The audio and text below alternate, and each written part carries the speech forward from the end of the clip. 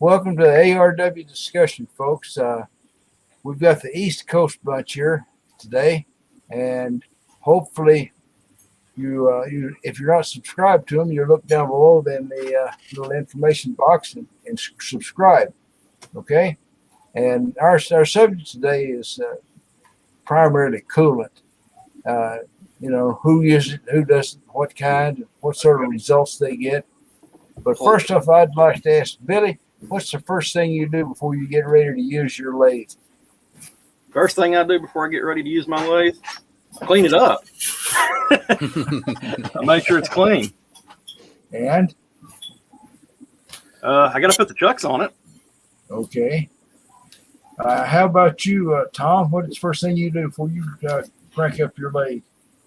Well, seeing that I'm on a dirt road, I've got to basically clean all the ways first, get all the dust and junk off of them, and then I, hit them with whey oil and get everything situated, and that's what I got to do before I get started. I got you. How about you, Steve?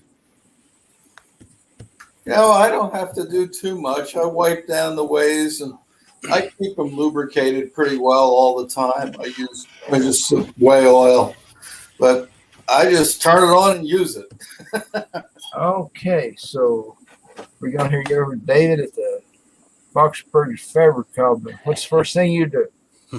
Probably start the thing up and let the spindle get warm, and then go through the routine of get everything lubricated, and then find the tooling. Yeah. How about you, Joe? Well, I fill up the Gitz oilers and I usually wipe down the ways with the whey oil after I'm done with it. I usually give it a good cleaning, and so that's pretty much ready to go. I just like to fill up the oilers for the bearings, and that's about it. I got you. I had a email from a viewer saying that he never sees anybody in their videos oiling up their lathe before they get started or whatever they're using, and so I thought I'd just find out. Yeah, you guys were set up there. Well, how many of us have self-lubricating aprons? I'm sorry? How many of us have self-lubricating aprons? Oh, I don't know. I've got my mill self-lubricating. Yeah, you got to watch the neon mine because the oil level will drop, but it's always spitting oil up on the ways. On mine, I've just got those little detent oilers you have to use. Of course, having the wood shop next door, that's why I said clean it up. I've got to clean it up before I do anything. I use those blue shop cloths, and then I hit it with the oil and move it around, and then go from there. Well, like I say, I set you guys up for that. I just thought I'd find out. my lathe is a 1970-something model Craftsman 12-incher. And you've got these little cups. You pull the little lid up. You put oil in all of it. And behind the chuck, there's a little metal plug you pull out and squirt up in there and so on. There's no automatic oiling on that. My old Sebastian was supposed to have, what do you call them? McCoys, the real McCoys. Yeah, I got an Atlas blade too, Harold. It's the same kind of thing. Those little flip open cups there, and I usually top them off. But like I say, when I'm done, I'll usually clean everything off. I don't like leaving the shop as a mess, so that's like a pet peeve of mine. So I go and I clean everything up, so I'm ready to go the next time. Mine I try to keep it reasonably clean, but sometimes the chip pan's a little nasty. Yeah. That is. But I've discovered that it's much better to clean up when you get through with whatever you're doing for the day than it is to try to clean up before you get started on something else. It just seems easier there. That's a good practice. I cannot put it into practice, but I like the practice. Yeah, well, I guess if you were working in a big machine shop, probably the last job of the day is to clean up. Yeah. But I don't know. I know they've got a guy that comes around and shovels the chips out of the chip pans. He may do all the cleaning up. I don't know. I got to clean up all my mess on my grinder at work. Wash the thing down every night. Well, I know in the shop where I used to work, a big big complaint was you had guys that would use the equipment, get done with their part, and they would walk away, and they would leave everything a mess, all the chips and the that the swarf and the trays and everything. And then when the next guy needed that particular machine, they'd have to clean it. So it was, I guess, like any shop, you have guys that clean up after themselves, and other guys that just they don't care about the next guy. So I remember some of the guys always complained about that. So, you know. Yeah, I guess that's sort of the equivalent of the refinery thing where everybody's working shift work, and there's always some guy that shows up about 10 minutes later than everybody else. That always annoys people. You know, Harold, I got one for you. Being in the Northeast in the Rust Belt and you're in the oil industry, if you go one county below me, Yeah. the unemployment office for that county. How's that background noise going? Did that kind of go away a bit? Yeah, you're pretty mild on the background now. Yeah, not too bad now, Joe. Okay. The unemployment office in Venango County here in East or Western PA is the old Quaker State headquarters. Huh. Yeah. How about that? It's Wow. Rust Belt life up here. Now, over the past few years, there's been maybe 50 refineries that shut down for good, the little small ones. Mm-hmm. And I worked for Amoco for a long time before BP bought it. And they shut down when they tightened up on the pollution restrictions. They shut down all the little small refineries, like out in Wyoming and Montana and whatever, and just produced more at the one I was working at. Mm-hmm. So, oh yeah, no, it's everywhere is like that. I mean, you can drive around here in Oil City, and it's just gone. There's nothing left. You go over to Bradford, there's still a Wolf's Head, United Refining, Quick Fill up here in Warren, but there's nothing left of it. yeah. I mean, in Titusville, this is where the first oil well was drilled. Yeah. I was going to discuss oil, as a matter of fact. It's part of the coolant thing with your machines. How many of you guys use coolant when you're cutting stuff on the mill or the lathe? The only thing I use coolant on in my shop is I use mist coolant on my surface grinder. And their surface grinder actually is the high maintenance tool, because that needs to be cleaned up before it's used, cleaned up after it's used.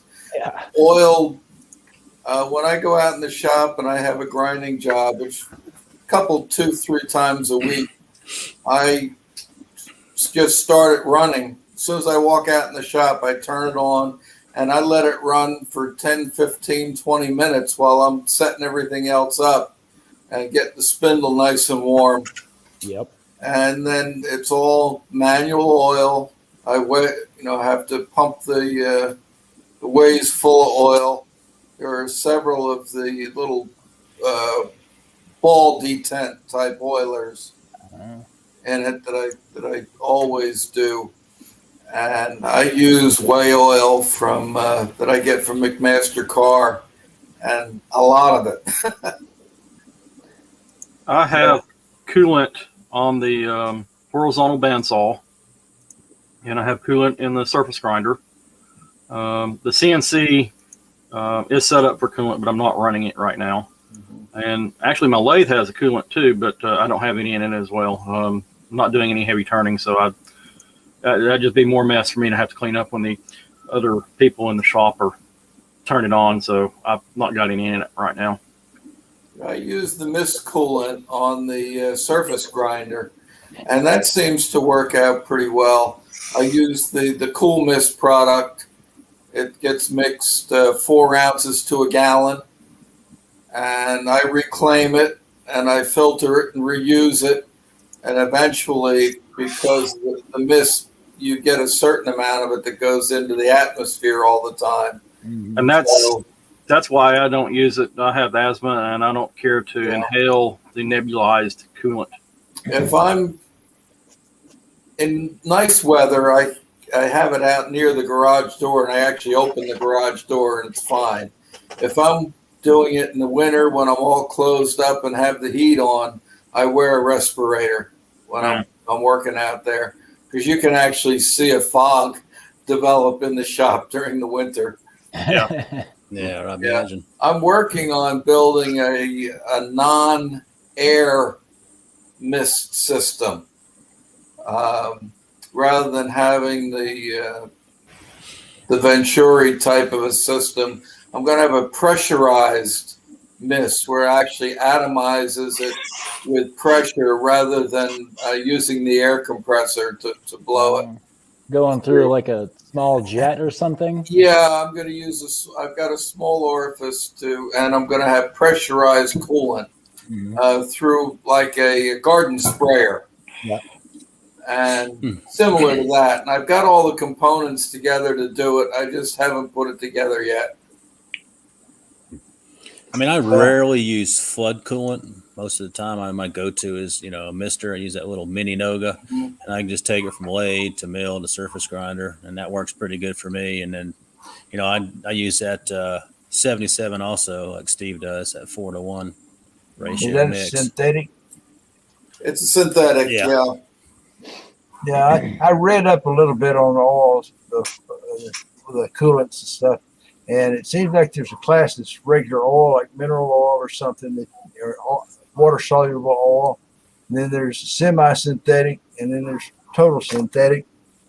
And the article got really deep on there. It seems like the totally synthetic oil is best for CNC stuff where they're running it all day long. It stays hot. Well, it doesn't get the growth in it either.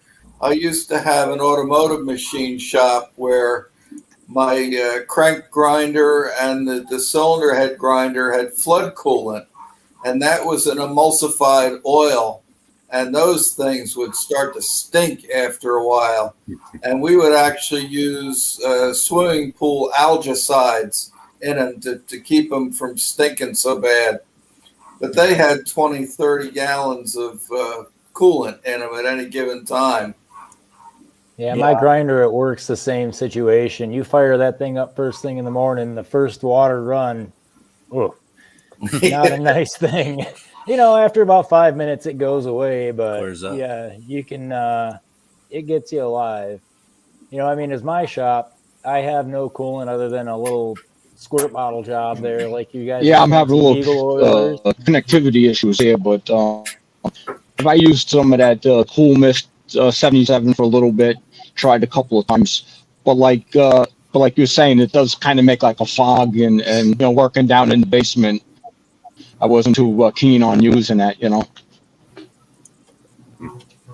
Well, I'm using an older product here. I think Tormach sold it for a while. It's called Premier 600. Synthetic. I don't think they sell it anymore.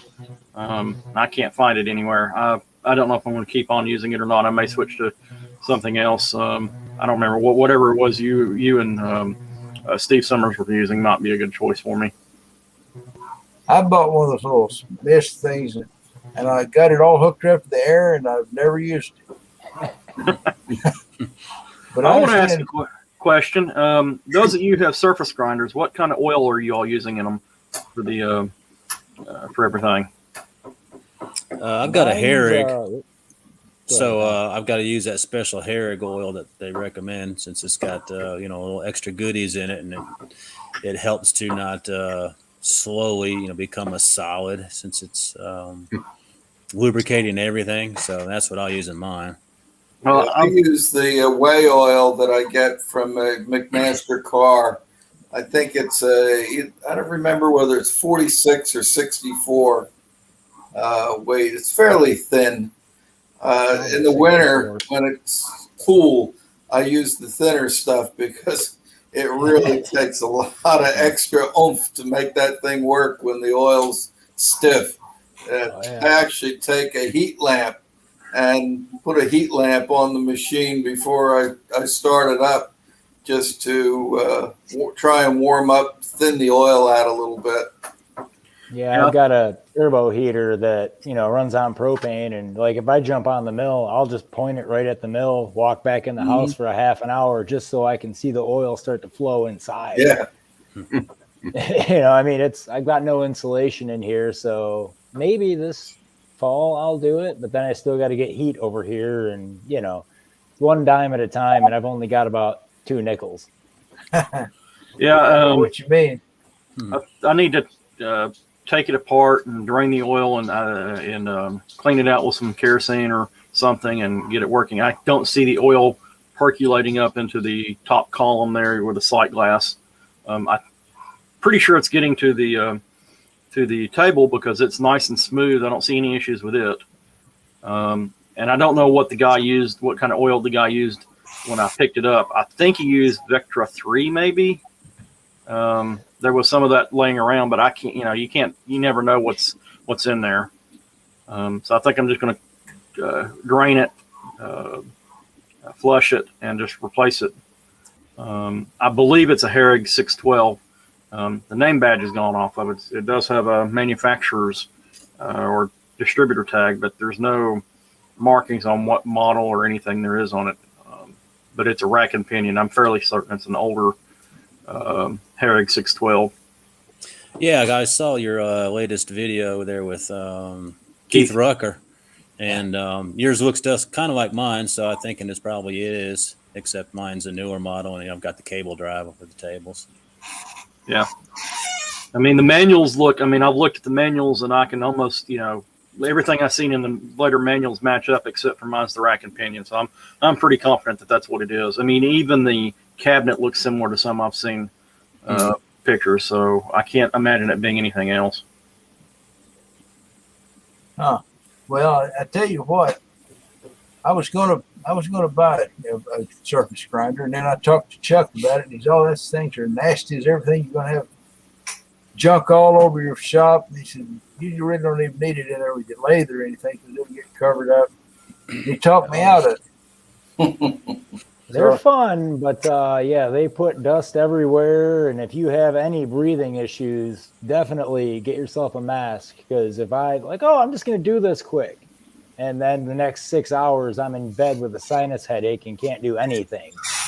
Yeah, I know that I built that plasma table, and I started out without using any water. And then one day I was walking on the other side. I'm in a 2-car garage. I was over the other side, the other end of the garage, and I got a stack of magnets over there. And I thought, what's all that black stuff on them? I pulled on it. It was metal powder. That plasma torch had been blowing metal powder all over everything in there. And I don't know if you guys know, if you have the light just right when you're milling aluminum, there is the finest dust everywhere. It actually got sucked into my electronics through the fan and killed my mill for a while. Oh, no. And there with dust off and just blow it all out. But you're breathing that. I purposely, we at their space there, we built that little grinding room. It's just a bunch of corrugated panels up and around. And I decided to put the surface grinder over there, even though it's in the quote unquote the metal shop instead of the machining area. We're getting ready to expand, and I'm debating whether I want to move the surface grinder back over to the machining side or leave it in the grinding room. Are you going to do definitely dirty? There's no question about that. I'm sorry, both of you are talking. Sorry, Bill. Are you going to plan on any dust evac for like the grinding side? I was thinking about setting up, maybe getting one of those ash vacuum cleaners and setting it up on the surface grinder. Because I've got the metal tubes and they're set up for ash. I don't know what they're going to do on the belt sander and stuff. I'd like to get some more fume extraction over there. Yeah. For that kind of thing. But I'm leaning toward keeping it over there. I just don't want the dust and stuff getting onto the ways. I don't see how they could though, with the way that the grinder's designed. I think we're just going to stick with keeping it covered up to keep the grit from the sandblaster and the 2x72 from getting on it. But I do know I was surprised to find all that metal powder. Back in the 70s, a guy with an electric motor shop had sold me a metallizing torch so I could redo the bearing surface on these rotors. And that thing, you just powdered metal. And I always wondered, how do they powder that metal? And I guess they must have something like a plasma. They drop the metal through the, I don't know, make it powder. I've got a lot of imagination about it. I don't know how they make the powdered metal. But I had 3 electric motor shops that I used to do on the sideline. I was working in an evil polluting chemical plant, but after work I'd drive around the shops and pick up their, their rotors and the end bells. The end bells would get wallowed out, where the bearing's at. Mm-hmm. And I'd have to buy, well, you couldn't buy the stuff then, but I'd have to buy a Schedule 80 pipe and turn it into little sleeves to go in there so that they fit the bearing right again. And I was surprised I could handle up about a 50 horsepower motor. I could handle, the parts of it. Yeah. So that kept me in a little bit of side change. And then, of course, I was doing rebuilding crankshafts and reboring for motorcycle shops too. So I was busy as I could be when I got off work. So you don't have to worry, Harold, about what you breathe. Our lungs, we're old enough. Our lungs are already wrecked. We breathe at everything. Probably so. I'm sure you did brake jobs when it was asbestos, right? Oh, yeah. Yeah. Yeah. And I used to blow it in a big cloud of asbestos and stick my finger in mercury. We're done. Forget it. Oh, yeah. Well, when I worked in the evil polluting chemical plant, we had tanks of caustic soda, and they use what they call a tankometer, a little glass tube that come up the side of a scale, and there was a copper tubing that went out into the tank. They would put a nitrogen pressure on it. It lift the mercury up in that little tube, But every time somebody got the tank too full, it'd blow all the mercury out of the tankometer. And we had a big old bottle like that. We kept the thing filled up, fixed with. And I remember pouring it out in my hand and watching it roll around, and all this stuff. And I haven't died of cancer yet, but who knows? Maybe it's just waiting on me. I saw somebody in a hospital room dropped one of the thermometers. Mercury hit the floor. Everybody scrambled. Hazmat came in, full oxygen suit, everything to get it. Yeah, this is not. I've got 2 bottles of it behind me. All I can say is, I knew a guy that was corresponded with me a lot back when I was deciding I was going to make my own bullets, And I had the lead pot melting them. Oh, you're going to get leaded up from that. But the vapor point of lead's about 1,300 degrees, and I only needed 700, So I doubt there was any fumes off the lead. Like I say, I'm still alive. I was in the chemical plants and refineries with the full strength stuff that they give you a warning about. Don't be around more than 10 parts per million of this, or 5 parts per billion could cause cancer. I spent my whole life doing pipes together with lead solder. Yeah. I've got a ton of it from my dad. Yeah. Anyway, coolant's a dead subject now. I guess I killed it.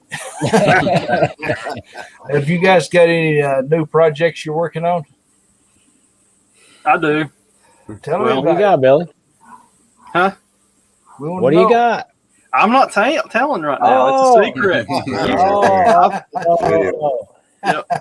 You're still editing is all you're doing. You got You're right. I finished up the videoing last night. I may do one more shot, but I'm editing. It's probably going to be a week or 2 before I can get it out. I take it that it must have been a success.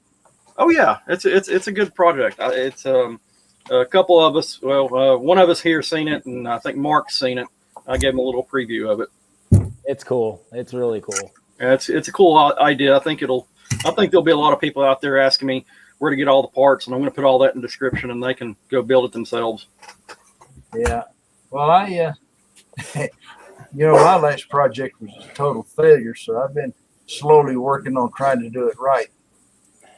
So, but I have. Oops, sorry, Harold. Go ahead. Oh, I just got. I bought that Hardinge mill, And well, it had a 1725 RPM motor, and come to find out, top spindle speed was about 550 RPMs. So whoops. Well, it wasn't anywhere near factory to begin with. So I had a 3-horse, 3520 RPM. I picked up a Amazon VFD, and I got that together and did my first trial run with it. We're up to 1620, only because I couldn't find a 5-inch pulley anywhere. Yeah. And I've yet to actually set up a compound on my lathe, so I can't just make a pulley. It's, one of them deals, but that's up and going. No video of it. I just sat out in the shop today alone and did something. Was intending on cleaning for this, but that didn't happen. Yeah. I see you still have your tilt plate up there on your horizontal mill. Yeah, I don't want to take that off. How heavy is gonna, it, Billy? That's where it's going to live for now. Until I can get the tractor in here, yeah. Yeah. How heavy is it? That looks really heavy. I've got a pretty good sized tilting table for my mill, and that sucker's heavy as the devil. Yeah, and it's it's like 268 pounds is what I Yeah. scaled it at when we took it out. How much? 268. Wow. I mean, it's 20 by 20, 10 inches tall. It's a big unit, and it's, thanks, Everett. That I've got a 10-inch rotary table. It's around 100 pounds. I don't try to manhandle that thing. I've got that medical man lift that was given to us that I revamped, and I'm using as a hoist to pick stuff up with. It's good for about 300 pounds. Yeah. I do a lot with my engine hoist. That's my usual go-to. And then I picked up that little, John Deere 1000 series, and I use the bucket on that to do any big lifting. But yeah, that was, I think I threw it on Instagram. I don't know if I put it. Yeah, I actually made a short about it. But the parts I had on that weighed $350 a piece. Yeah. Yeah. The little Grizzly I had built a swing arm for it with a hoist on it. That I guess it would lift about 440 pounds. And then when I sold the Grizzly, I threw that in with a deal. Yeah. And for a while, all I had to lift things on my mill with was just engine hoist, which is kind of clumsy and the feet are sticking out. But I built me a nice overhead crane, I rolled it around the shop and put stuff on. I couldn't use half of that stuff if it wasn't for that thing. I was watching an auction up here, and it was brilliant. It was a little 1-ton crane, 2 axis, but it was pretty much on barn door sliders for tracks. Now, oh my God, it clicked. Like, that's the way to build it. Yeah. You just keep adding tracks, and the more weight dispersion you have, you're onto something. You can use your strut. Yeah. I tell you what, there's nothing like having a nice lift, although a chain hoist is probably better than the electric things. Because I discovered the motorized lift, motorized hoist. Those things, when you're setting something down, they set them down too hard. Yeah. Oh, yeah. When I put that up on the mill, I bought the tractor up, and then I had the mill running and just brought the knee up to it. Yeah. I have to lay a piece of wood on the table and set it down on that, because otherwise I'd leave dents all over. I do the same with the ways on my lathe, just for like that 12-inch steel 4-jaw. If I don't set that down, I can't walk for a week afterwards. In our shop, we got some trolleys that can go up on the steel girders above us, on the first bay and the third bay. Problem is, they were different sizes, so we used the one trolley. And when I take it over to the other bay, I had to rig some steel pipe to use as the spacers to make it a little wider so it'll work on the other one. It works, and I use a chain fall. Yeah. The Bridgeport and the surface grinder are up on those 1x2 inch bars with my hockey puck feet, so that I can run the pallet jack underneath them, pick them up, and move them around. Smart. Yeah. That's pretty nice. Unfortunately, the lathe's not set up like that. It's on proper big pucks and leveled, and it's a bigger nightmare to move around. Oh, I was at an auction and they were auctioning off some pallet jacks, and I bought one for $30. And everybody said, "Well, what the heck do you want that for?" You know, I said, "Well, there'll be a need." When I bought my mill, that's what I unloaded it off the trailer with and rolled it into the garage. So just that one use paid me that $35 back. Oh yeah. I mean, I had $200 into getting my mill off the trailer just onto the ground. You know, but that was with a semi wrecker, and then 12,000-pound winch to drag it in the shop. It was. We used a U-Haul trailer, backed it into the bay. We used that the chain hoist and the trolley. Picked it up about 3 inches off the trailer, pulled the trailer out, and dropped it down onto the Harbor Freight furniture dollies. I think I had 3 of them. Ooh. Yeah, that's all I had at the time. That's a little risky. It was risky. They suck. They really do. Like they do suck. You, Billy. And sure enough, one of them started losing its little bearings out of the casters. But it lasted long enough to get it all the way over to the other side of the shop and lived there for quite a while. So I got it. I got the chain hoist moved back over there and got it back up and put the bars underneath it. That was that Harbor Freight 20-foot warranty there. Well, I just tell you pick my what, mill up and put it on the bench. It's easy. yeah. Yeah. Hang on, Dave. I've watched your channel for years. Oh, you're Now kidding. I'm looking at you here now, and you've got all this space. You watch your channel, and it looks like you're working in a cubby hole. Yeah, pretty much so I am over there. This is the big side of the garage. Oh, okay. Yeah. I tell you what, though, when you buy a big machine and you got to haul it home because they don't, do curbside delivery on that, you better have something that's house for moving it. Oh yeah, that's the I big rented a downfall tilt of trailer. mine. The things you do when you're really bored. Any of you guys ever lap your 1, 2, 3 block? No. This was I've got too under- much other shit to do. This was under 2 tenths. It's now under a half a tenth. That's awesome. But how close is it to 1 inch by 2 inch by 3 inch? Ooh. The other thing is, how many times are you guys tired of screwing with the Allen wrench to do this? This is a piece of cake now. It just moves easily. I get tired of knocking those little pins loose and having to find them after I drop them through a T-slot or something. All right. That's my newest hobby too, is collecting T-slot kits. Everything I buy is a different size. Just nonstop. Yeah, I'm kind of aggravated that the on the lathe, the chuck key for the 4 jaw is different for the 3 jaw, and the one for the 4 jaw is the same size as the one for the D14 blocks to actually pull it off.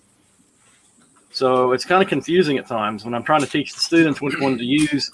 I'm afraid they're going to grab the wrong one and use it on the 3 jaw and round it off or something. Yeah.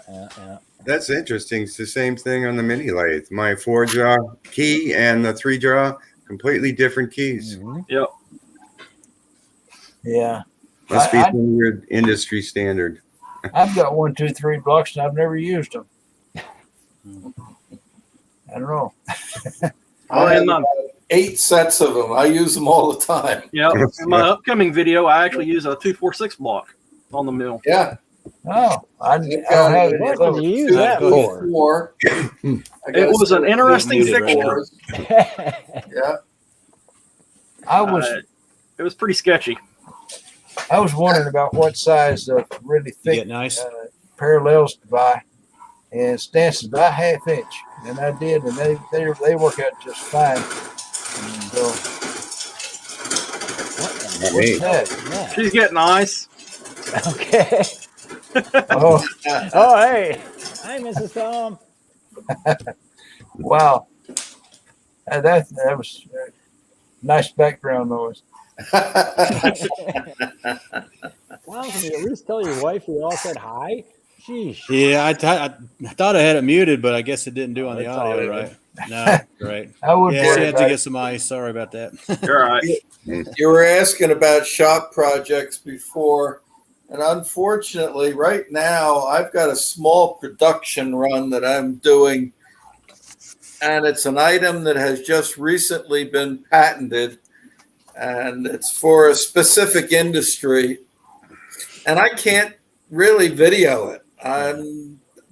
I may show some of the individual operations. It's got some interesting machining. They're tools for a specific industry. And I've got to make, maybe a total of about 15 of these things. There's 2 different styles. And I've got all the material together. I've done them before as a prototype, but now I've got the small production run to do. And I just, it's taken up shop time. But the other thing that I'm making, you were referring to the 1, 2, 3 blocks and so on. I just got a big chunk of 4140 that I'm going to make a precision tooling block out of.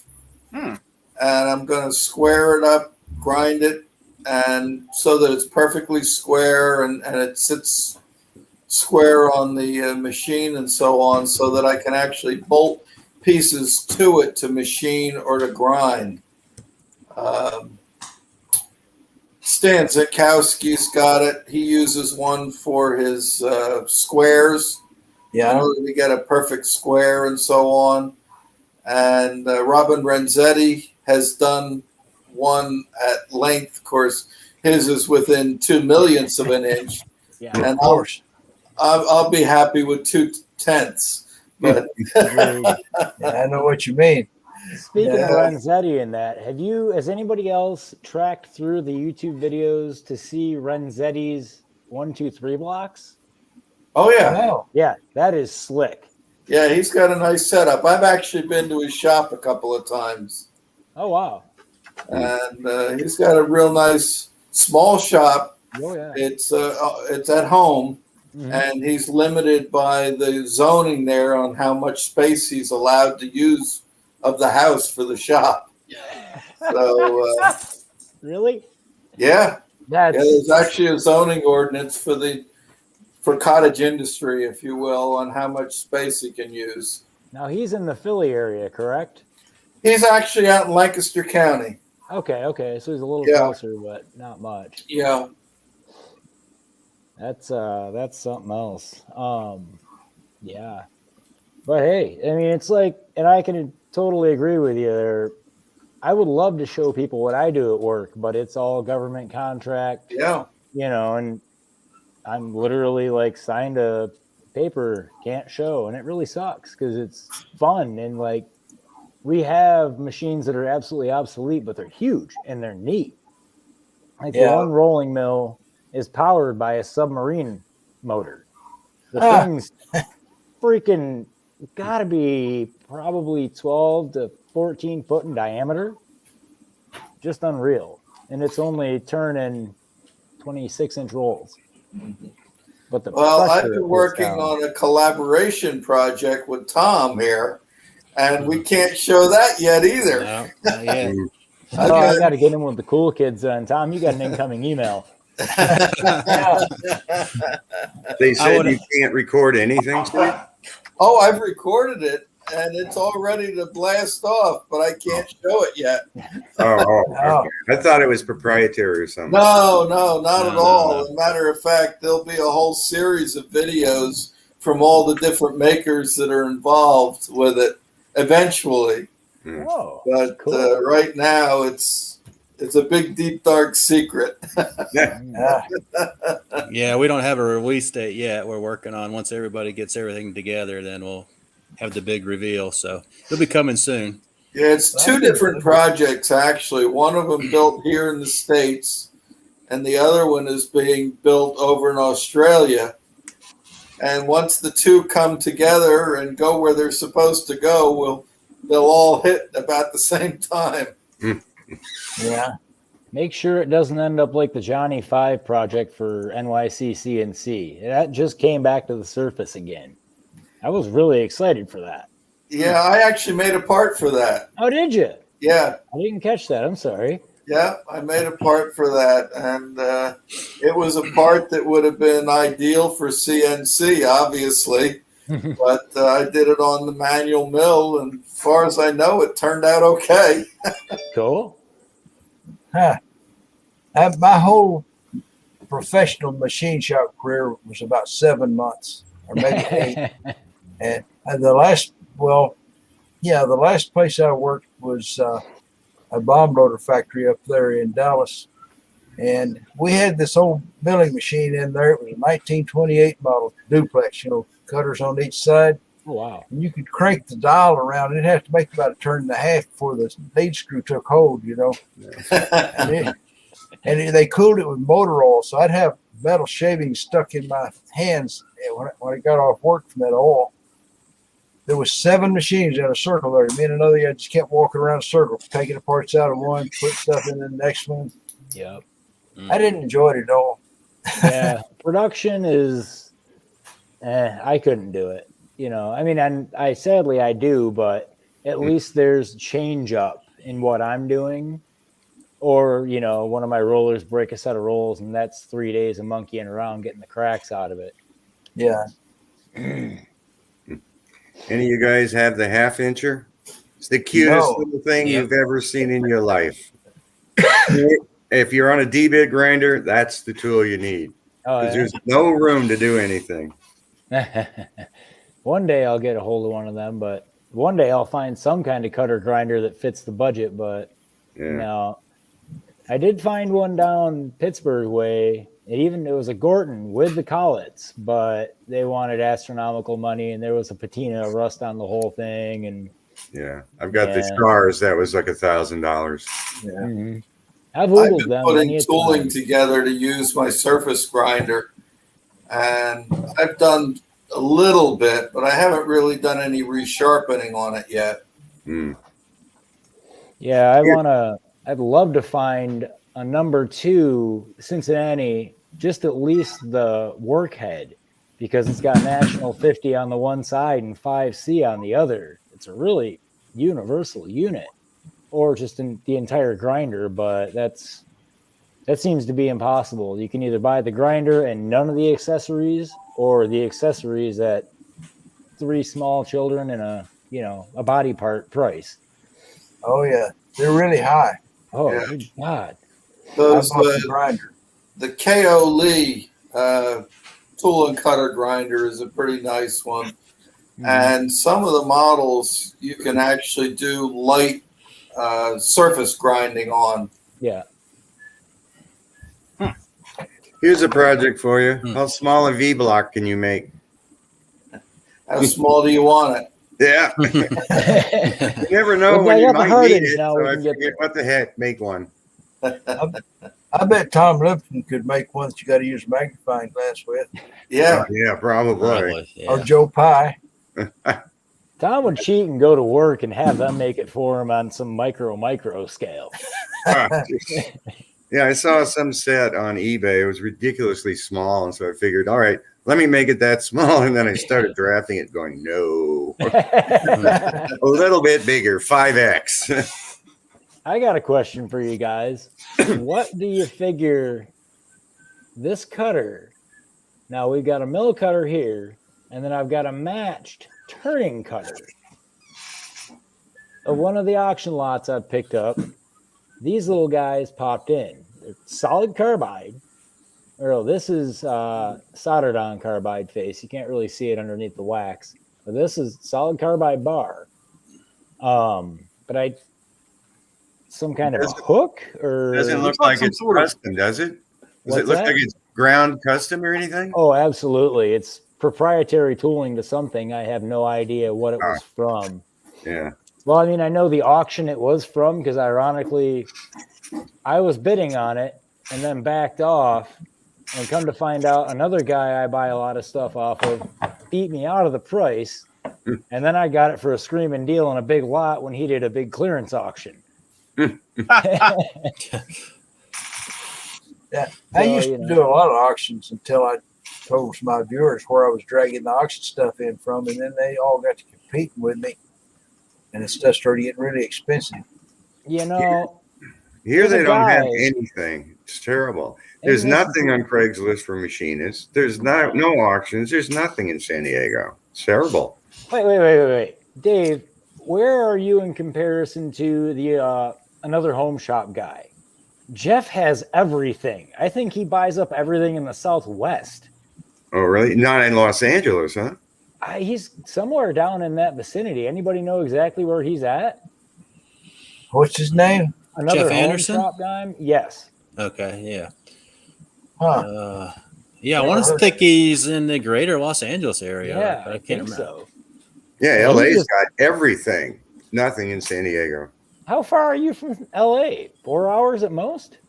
Yeah, pretty much. Well, it depends on where it. Usually, it's like kind of in the middle of LA, so that's like a 4-hour drive. I don't want to go all the way up there just to what, you know? No. I mean, where I'm at, no, there's nothing here, but I'm 2 hours from Pittsburgh, Cleveland, and Buffalo. So I've got, industrial towns that are dying to buy from, but you just got to get to them. The only good thing there is there's UCSD surplus here, which is a lot of stuff for nothing. I'm looking at like 10-inch chucks, $25. Yeah, they get rid of everything. They just dump it. It's right down the street from me. Well, I tell you what, every time I find something on some auction, it's someplace like, Massachusetts or New Jersey or something, and I'm not driving all the way up there to pick it up. You can stop in, Harold. We'll give you a couch. Yeah. I see that Dennis Nolan is watching. Maybe he has an idea on that tool for you. Who's Dennis Nolan? Oh, yeah, he's a cutter grinder guy, isn't he? Yeah, he's a cutter grinder guy. I just saw his pop up there. What is this little form tool too? And it's matching lathe tool.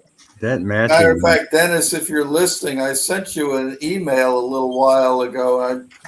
I hope you got it. Wait, I missed it. Hang on, let me get into the comments. Sorry, I can't do the talk to you guys and the comments. I'm not that good.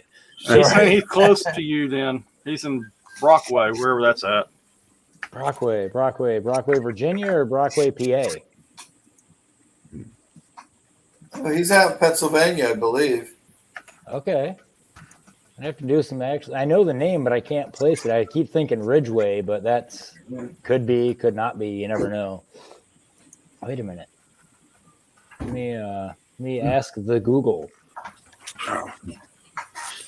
While you're doing that, any of you guys doing the Emma's Tool Fest 2021? I just wrapped up my Absolutely. project. Cool. I got my material for my project. I never can think of a good project to do for that. Oh man, I just watch. I got to go through back to this. Yeah, I guess Emma has one every year. Seems like. Yeah. But one of these years, I'll think of a project on the internet. How about you, Billy? I don't know. I'm lucky. Sorry, I was doing something on the computer here. I'm lucky to get my videos out once a month right now. Yeah, I imagine you're pretty busy. Yeah, well, between the stuff here at the house, having to do the authorization classes at the makerspace and the board meetings, at least maybe 1 or 2 weekends to do any kind of videoing and stuff. Yeah. I thought about it and I was figuring just submit any one of my 300 videos. They're all projects. I might do something new. Is that legal? Take one of the things you've made in the past and submit that as your. No idea. No idea. Yeah. Somebody should know. I guess I'll have to ask Emma. Yeah. Yeah. We're looking for new stuff, but I mean, if you've got a standalone tool video that you could take and maybe make a new introduction and so on for it, put it together. That's pretty hard. YouTube looks at it and says, you've already got one like this. Yeah. You could re-edit it. I got you there. Yeah, I seen that. I'm trying to respond to you. Sorry, guys. And yeah, I'm technologically declined. I can't group chat and talk. Bears Road Shop asked me how the Forge is coming along. Same status as it was before. The components are gathered, but they're still sitting on the shelf. Just hadn't been able to get it. I think that's going to be a wintertime project. I'll probably get to that maybe in November, December. I don't know. I've got a casting project that I'm just about to start on if it'll stop raining, because I do all my casting outside. And I don't want to get my furnace cracked by a sudden rainstorm. And it's not necessarily something I've don't already have one of. But and like you guys, I'm not telling anybody what it is. Are we all afraid that everybody's going to steal our ideas and go make videos before we get our own out? I already stole their ideas. Oh, okay. You don't want them to know about it. Yeah, I mean, I go through all these YouTube. Right now, I'm subscribed to 124 channels, and I go through all these YouTube videos. I see something, I think, boy, it'd be really great to make one of those. And next thing you know, I'm deep in making it, and probably 40 or 50 other YouTube creators have made the same thing. You know? Oh yeah. There's just how it goes. There's hardly anything new you can do that somebody else hadn't already done it. At least I haven't found it. That's my Tool Fest project is actually going to be one of Mr. Pete's projects. However, I'm going to be using different machinery than he built his on. He did his primarily on a shaper, and I'm going to do it on the mill. And so it's going to be a little bit different take on one of his projects. Well, I like to do the Mr. Pete projects because, you know, he's sort of my hero, and I watch him make all this stuff. And then I go back and try to make it myself, so you can see if I can do it. Makes you feel better if it works. Speaking of Mr. Pete's projects, that was my very first video, was doing that float lock vise. I've got 2 episodes out on that. I got discouraged on that on the 3rd installment of that, and didn't put anything out for 2 or 3 months, and then I started doing some other stuff. I still have enough video for 2 more episodes, and that project's still not done yet. I really wanted to make one of those too, but then for some reason I've never got around to starting on it. It's really neat vise. I mean, I don't need it though. I've got all the vices I can handle, you know. I kind of want it for the makers because I think it's going to be real easy because, you know, in the shop there, they think they can walk up to it and use it like a wood, like a drill press for wood. You know, hold on to the metal and start drilling it. And yeah, no, and they're you know, they don't think to reach down there and grab the vise and put it up on there and secure it and that kind of thing. So I'm thinking, getting this float lock vise set up on there, it's always there. They can take it off if they need it to put something else on there, but it's there, so they're just going to use it. Yeah. And it's, these are students or what? It's makers. You know, it's you know, novice people that want to make a project, but you know, they went through my classes, but you know, sometimes they'll come in there and use stuff and then not be authorized on it. So I've got to account for ignorance. Mm-hmm. I'm not going to say stupidity because it's not. It's ignorance. They just don't know any better. What's the average age? Students all the way up to seniors. I mean, we've got it all. Okay. I can't give you an average age because there really isn't one. But you know, that's the cool part to all that. That is the cool part. You know, just this week, you know, thanks to Keith Rucker's video that went out, we had 2 new members join from watching that. And one lives about an hour away, one lives about 2 hours away. And I suspect they're watching this video, or they will be. Hey guys. Hi, Mom. Yeah, hey Mom. There was a guy asked me a question, where do you find lathes in the Houston area or East Texas? And I can tell you've got to really look at all the Craigslist for all the towns you're willing to drive to. Yeah. And you'll just have to watch that for months on end, and finally there'll be something there worth buying. But the big auction houses, the professional ones, they don't seem to have much of anything worth getting your hands on. Or at least not to me. They want a lot of money for it. And it's all, you know, like the mill tables. I've looked at lots of Bridgeports, and the tables look like Swiss cheese on about half of them. Best And- drill press you can get right there, Harold. Yeah. Well, I'm not really wanting that. Yeah, and if We something had good quite pops a- up on Craigslist, you better be ready to go right then and there with the Yeah. trailer and cash in hand, because I mean the good stuff goes so fast. Oh, I yeah. found that Yeah. out, a couple hours and it's already gone. That Bridgeport, that's the way it was with me. He put that up Friday night. I found it at like 2, or found it and was on the phone with him first thing Saturday morning, and I was out there handing him cash for it. Yeah, that's how I got my surface grinder. It went up on eBay, and I had it before the end of the day. He happened to only be about an hour away.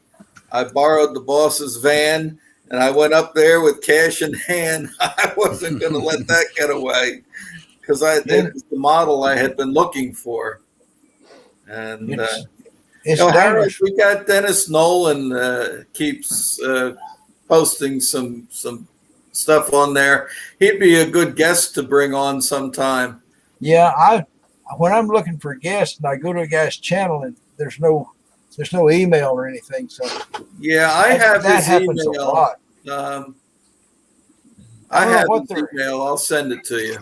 All right, I don't know what they're hiding from, because in the first 30 seconds of my video, I normally have my email address right there because I Yeah. want to talk to the viewers, and I don't know, why would you want to be so anonymous? Like this old Tony and ABE, maybe they need to. They're so famous, maybe they need to stay anonymous. Yeah, I could see that. Yeah. But me, it can't hurt me if 5 or 10 people send me an email. I'm not afraid to have visitors, stuff like No. that. Well, I ended up setting up a separate email account for the YouTube notifications, so they can hit that one up all day long. I'm not giving away my private email. Well, I got like 3 email accounts, so I know what you're talking about. But yeah, I'm ready, willing to hear from anybody that wants to send an email, and I'm willing to invite anybody on here that you're still breathing. You know what I mean? Yeah. Maybe 1 or 2 that's not. Well, I had one little video where I talked about the difference between the creators, and I said if you had a body to hide, you went to this one and that one, what would they do? And they're talking about when you go to Keith Rucker would probably whip out a cast iron, coffin and tell us all about who made it and how when it was cast, and then he'd tell us all about why we bury people, and then call his buddies in Georgia, and they'd all come over with a shovel and bury the body for me, So I guess I've almost had somebody not breathing. Somebody posted a comment. They've had COVID twice. Yep. Ooh. Wow. Yeah. That a couple times. Dennis just posted up there that he has to be careful and keep track of his YouTube and his work, and probably can't cross contaminate. Yeah, Right. that's an issue for him. Yeah. I could see that. Yeah, especially if you're grinding proprietary tooling. I mean, people don't want you to see what they're cutting with or their geometry. I mean, you could take a video of something and you could reverse engineer that. Okay, yeah, that's a 1/2 inch diameter shank, and then you just start going from there. Start plotting points. Yeah, I guess you could. I don't know. I've tried remarketing a couple of videos, and YouTube stopped me every time. So, as you already have a video like this, and there you are, and you can't talk to them. There's no kind of arguing about it and trying to come out ahead. The only time I got stopped is I tried to re-upload another copy of the same video, because I wanted somebody to see it ahead of time. Yeah. But I can't imagine how they're stopping you. Well, I've tried it at least 2 or 3 times, and they stop me every time. Different footage, though, right? No, it's I would come on with a new introduction, and then try to use the rest of the video. But, Oh, that's why. Yeah, their computers scan all the stuff, and they go, "Yeah, it's a duplicate." Yeah, they're Anybody doing else that. notice that? Sorry, uploads are like 4 times as long now.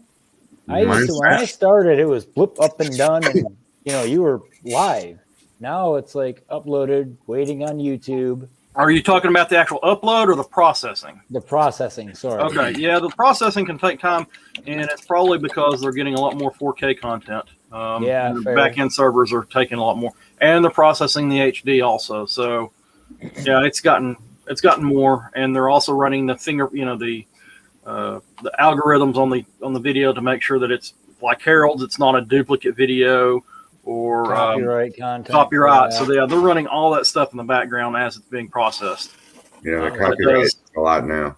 Yeah. All right, folks, we've hit the end of the broadcast, and we're going to shut off the live feed here.